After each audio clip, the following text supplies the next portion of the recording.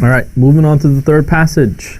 So remember, what we're doing today is to try to critically understand the passages in a timely manner, right?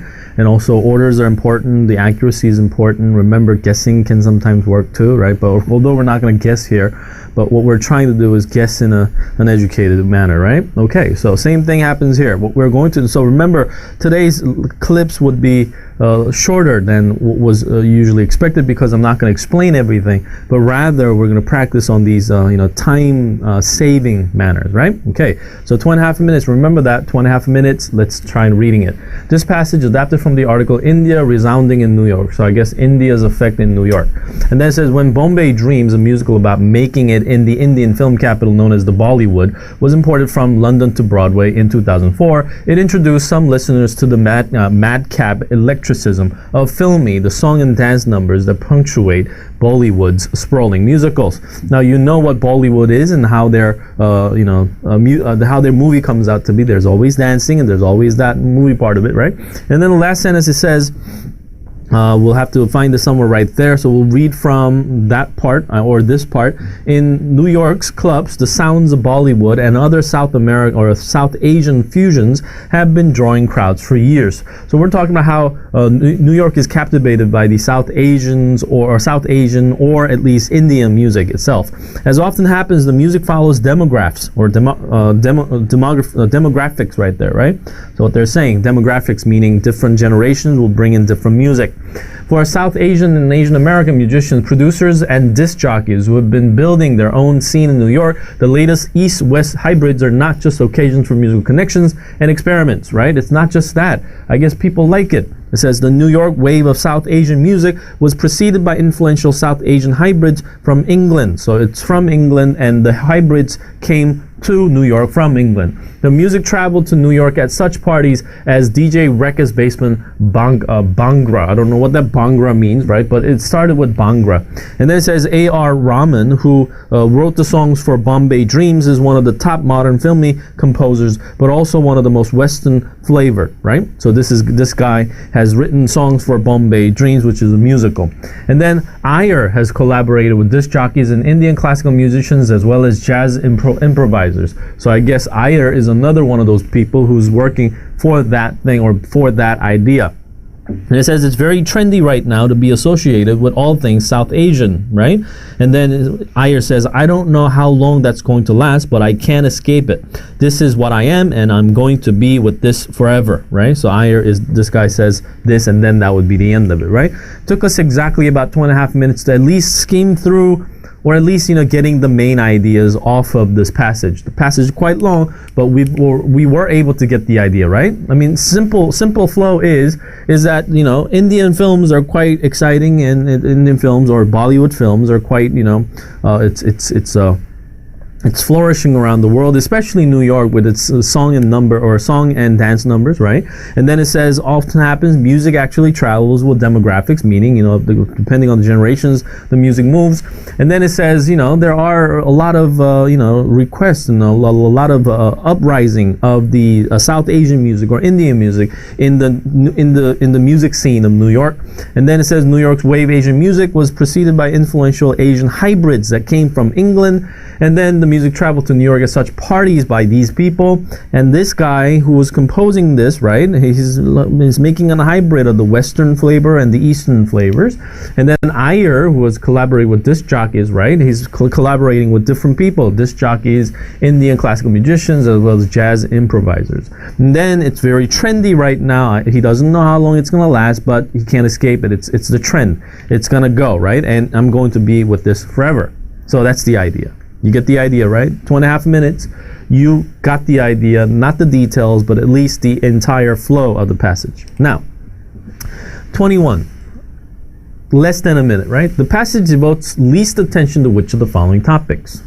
The people making and prompting music influenced by South Asia, the growing influence of South Asian music on the American music scene, the plot of Bombay Dreams and how it makes use of the song and dance numbers, the significance of the latest East-West musical hybrids for some South Asians and Asian Americans. Definitely the answer will have to be C, right? Definitely. Why is that? Because I don't think they're really focusing on Bombay Dreams, but as you read them, it was all about South Asian musics, or it would be all about Indian musics and how they're integrated into the American music scene, right? Okay.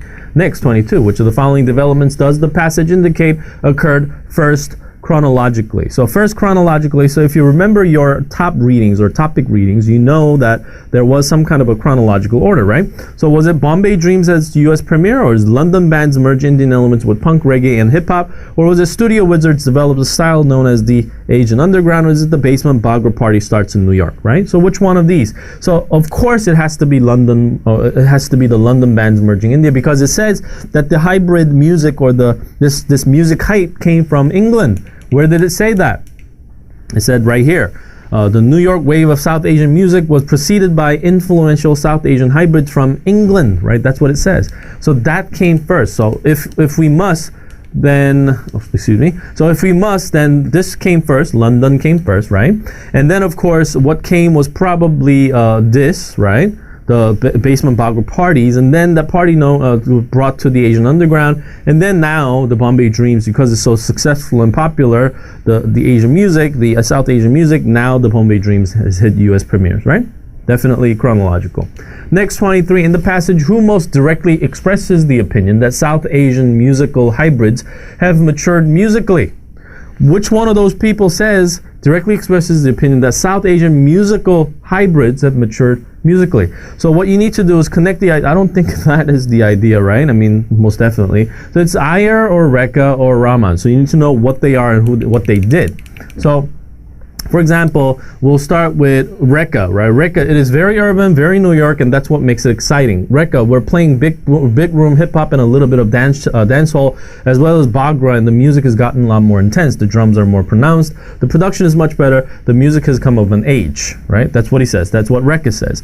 And A.R. Rahman, who wrote this, whatever, says here in somewhere in the middle, through the decades, Filmy have tossed together everything from electro to salsa to surf music to funk with vocals that hint at ancient Indian traditions. There's a daring shamelessness to the way they steal from and one-up their sources. So that's what Rahman says.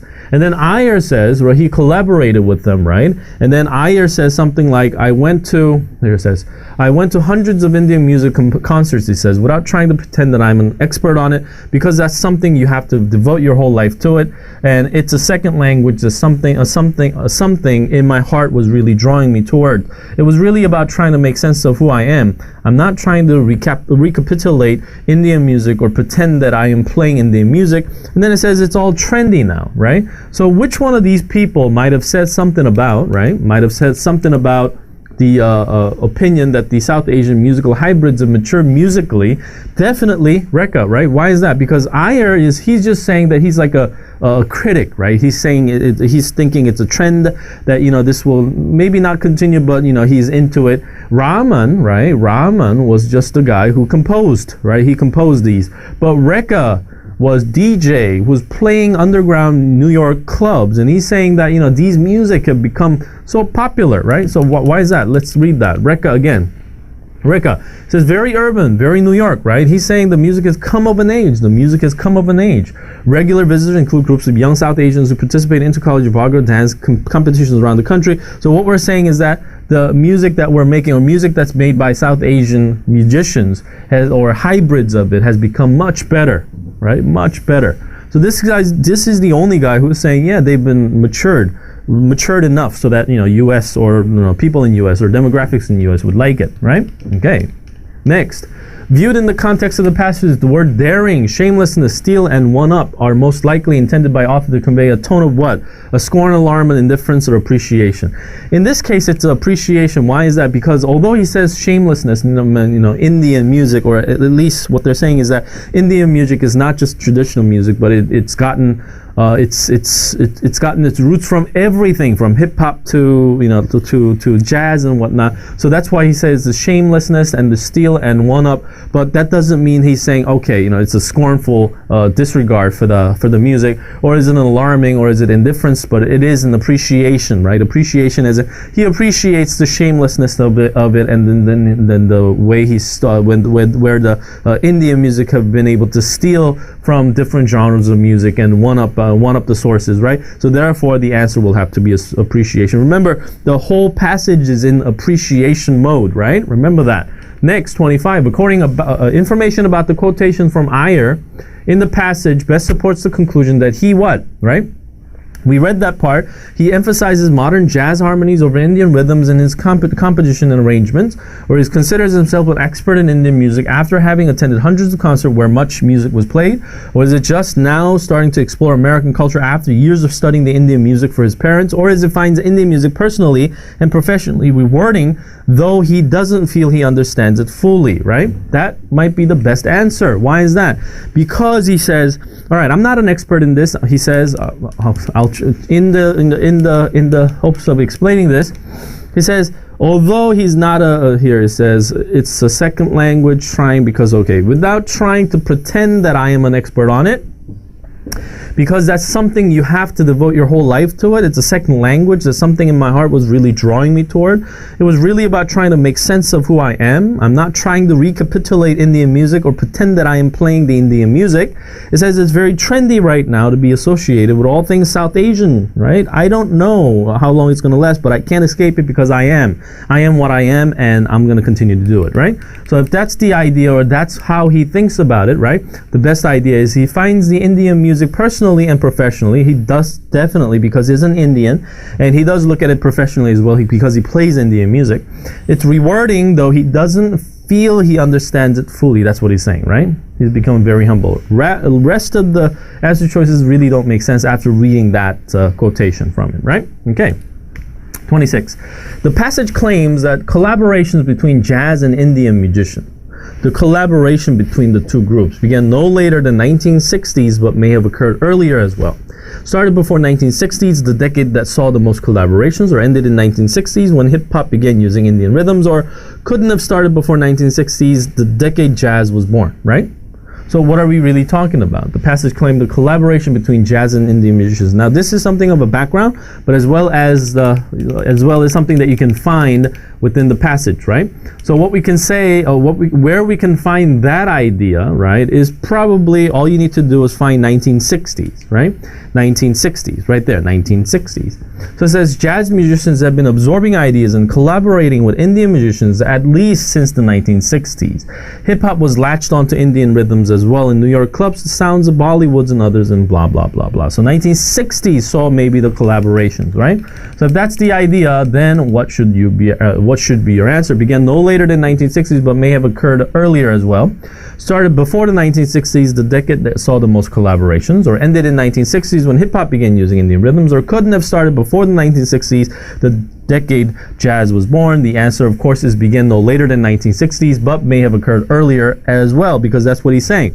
Because he's saying it definitely did happen in the 1960s, but jazz didn't occur, of course.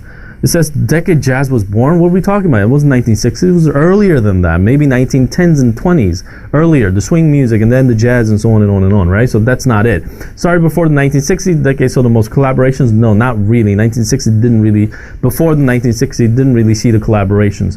Ended in 1960s when hip-hop began using Indian. I don't think so. Hip-hop, if they began to use it, then there should have been collaboration. So it began no later than 1960s, but have occurred earlier as well, right? That's the only answer. All right, moving on to 27. In describing white-collar South Asians who immigrated to the United States in the 1960s, the author characterizes their children's musical upbringing as generally being what? So remember, 1960s was a long time ago. These white-collar immigrants, what did they do? 1960s, they came and brought their music, because it says music travels through demographics, right? So therefore, If that's the answer, then what are we saying? Shaped by a variety of Indian and Western musical forms, focused primarily on classical traditions from India and the West, directed mainly towards American music styles such as rock and jazz, or influenced first by Bollywood tunes and later by classical music. The answer, of course, is shaped by a variety of music, right? The traditional Indian music from their parents and then Western musical forms as they grew up, right? So that's the idea. That's how you were involved with. Same thing happened to me as well. You know, I don't want to explain it further, but that's how I was affected. I was affected by my roots and as well as my affected with the upbringing that I had. So Western and Eastern music sort of lives within me. Same thing for you, those of you out there who are living in some other parts of the world, and you know that you have root in yourself, and so you like your music as well as you like the other music. But today's music is more of global music, right? I mean, K-pop, the pop, U.S. pops and K-pops and Brit pops and whatever the genre of the music is, they all seem alike, and that's why many people like it, right? Okay, 28. The quotation in lines 32 and 38 most strongly stresses the role of music making in what? Maintaining a hip image of the South Asian community, bringing people together to promote change in the world, uniting New Yorkers in a love of South Asian music, or improving the quality of entertainment throughout the world. Definitely bringing people together, right? I mean, that's the only idea. Why is that? Because if you look at it, quotations from 930 to 38, we probably have read that already, or maybe not. 32 and 38, oh, maybe not, right? So here it says, there are also affirmations of an identity that grows ever more complex and cosmopolitan. Vijay Iyer, a pianist who brings his Indian background to jazz, said, making music is very much aligned with activism and socio-political cultural work, and that actually is something that does unite this community or this community. It's not just making music to be cool or look hip or be sexy, but actually to make a difference in the world, right? Especially in New York, that's a mobilizing force for the South Asian community. So therefore, definitely you're trying to unite the communities and make better world, right? Make changes in the world. All right, next, 29. The passage states that the documentary Mutiny deals with how, right? Deals with how. What are we talking about? Deals with how. So it says, Indian and Pakistani communities first became established in London, or influential South Asian musical hybrids came to London from India and Pakistan. Established Indian and Pakistani communities in London used music to confront racism, or London's Indian and Pakistani residents came to appreciate the 4/4 Bhangra beat, right? So which one should best be describing? It's this one, right? Why is that? Because if you've read that Mutiny, I mean, nothing else really makes sense in this case because we're talking about bringing communities together, right? So if you take a look at Mutiny, we'll find that word mutiny. I think it should be appearing somewhere there, Mutiny, right? It says, did the documentary Mutiny, Asian Storm, British music details the way established Indian and Pakistani communities in London confronted racism with music, right? So, therefore, definitely the answer has to be, for 29, that, right? So that part. So, established Indian and Pakistani communities in London use music to confront racism. That's how Mutiny deals with how, right? Okay, next. 30, the last one, right? I mean, so far, we've only spent about 18 minutes we're only 18 minutes into the video clip. That means we have spent at least, half of that, 6 minutes, or I'm sorry, 9 minutes, at least. That's at least 9 minutes. It could be, less than that. So 9 minutes in looking at all these things, right? Or at least we've spent not even 8.5 minutes in solving these questions. So remember that I'm talking a lot in between of a lot of things, and I'm trying to explain to you why that could be the answer, and so on and on and on. So therefore, definitely we haven't spent too much time in answering these questions. Time criticalness, very important. The passage identifies Raman as being both what, right? So Raman was who? He was the guy who composed the musical scores for Bombay Dreams, was it, right? So it's hugely popular with audiences and greatly understated by music critics. Highly successful as filmic composer and strongly influenced by Western music. Interested in modern filming and dedicated to preserving Indian musical traditions, or fond of electro and salsa and comfortable with surf music and funk. So definitely not it, right? Or maybe not this, or maybe that's a possibility. I mean, we're just working it out of our background. Highly successful film and composer, maybe. Interested in modern filming and dedicated to preserving Indian musical traditions, that maybe also. So let's try to find what Raman is like. A.R. Raman, right? So A.L. Rahman, we saw it here, Ayman Rahman, who wrote this flavor, Western flavor. Through the decades, filmmakers have tossed together everything from electro to salsa to surf music to funk with vocals that hint at ancient Indian traditions. Now there is a daring shamelessness to the way they steal from and one-up their sources. So meaning that he's one of the top modern filmic composers, but also one of the most Western flavored as well, right? So meaning, what are we saying about Rahman? So Rahman, we're saying that he is probably a successful film composer and strongly influenced Western music, right? That's the only idea that you can get from Rahman itself. Nothing else really matters, right? That should be your answer. So far, that took us 20 minutes to go through entire passage. I'm talking about time criticalness. At most, we've spent 10 minutes, or at least we've taken like 8.5 or less than that, because if you think about it, more than half of it was me explaining to you why that should be your answer and going back to it and trying to figure out why that should be our answer, right? Like checking, rechecking, cross-checking, right? That was the thing. So here, what I'm saying is that what you need to do is you need to make sure that you understand it as generally as possible, not detailed, because most of the details did we need the details? Not really, right? Most of the passages we did not need the details to solve, but rather we read that important part, right? The topic of the passage, the topic of the paragraph, and you were able to solve these questions. Remember that, all right? Remember that always, because that's how things work, all right? Please do so, right? I want you to practice this at home. Try setting up a clock in front of you. Give yourself an 8.5 minutes on one of the passages and read the passages in the most general way as possible. Understand only the topics of it, not the details of it, because details will be used later or not at all, right? And then solve the questions, but don't try to refer back to the passages as often as you can. Once you read it, try to put it in your head.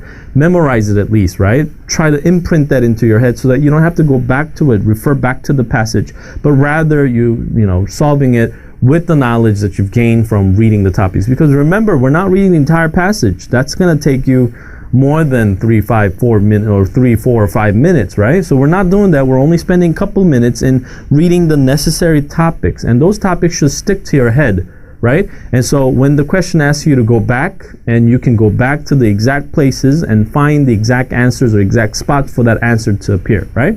So remember, that's a practice. You need to practice over and over and over again to get that better score, all right? Background is also important as well, all right? Okay, let's move on to the next, which is the fourth paragraph, which is the natural science paragraph.